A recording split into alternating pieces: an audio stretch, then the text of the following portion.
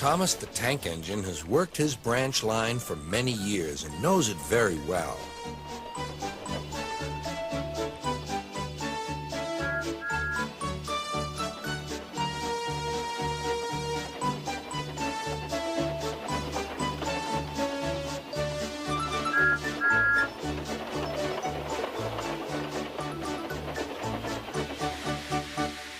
You know just where to stop, Thomas, laughed his driver. You could almost manage it without me. Thomas had become conceited. He didn't realize his driver was joking. Later, he boasted to the others. Driver says I don't need him now. Don't be so daft, snorted Percy. I'd never go without my driver, said Toby earnestly. I'd be frightened. Huh, boasted Thomas. I'm not scared. You'd never dare. I would then. You'll see. The next morning, the firelighter came. Thomas drowsed comfortably as the warmth spread through his boiler. Percy and Toby were still asleep. Thomas suddenly remembered. Silly stick in the muds, he chuckled. I'll show them. Driver said I could manage without him. I'll just go out and then I'll stop and wheesh. That'll make them jump. Thomas thought he was being clever, but really he was only moving because a careless cleaner had meddled with his controls. He soon found his mistake. He tried to wheesh, but he couldn't. He tried to stop, but he couldn't. He just kept rolling along. He didn't dare look at what was coming next. There was the station master's house. The station master was about to have breakfast. Horrors, cried Thomas, and shut his eyes. The house rocked, broken glass tinkled, plaster was everywhere.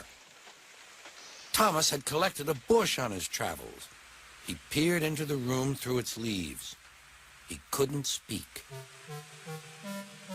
The station master was furious. His wife picked up her plate. You miserable engine, she scolded. Just look what you've done to our breakfast. Now I shall have to cook some more. She banged the door. More plaster fell. This time it fell on Thomas. Thomas felt depressed. Workmen propped up the house with strong poles and laid rails through the garden. Then, the Scottish twin engines Donald and Douglas arrived.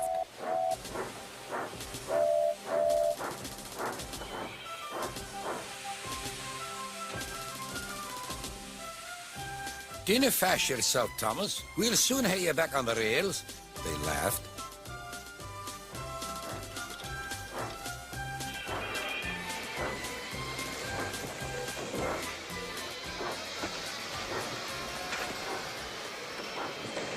Donald and Douglas, puffing hard, managed to haul Thomas back to safety.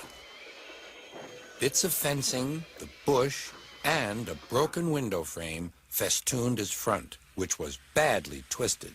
The twins laughed and left him. Thomas was in disgrace. There was worse to come. You're in a lot of trouble, Thomas. I know, sir. I'm sorry, sir. Thomas's voice was muffled behind his bush. You must go to the works and have your front mended. It will be a long job. Yes, sir. Meanwhile, a diesel rail car will do your work. A diesel, sir? Thomas spluttered. Yes, Thomas. Diesels always stay in their sheds till they are wanted. Diesels never gallivant off to breakfast in station masters' houses.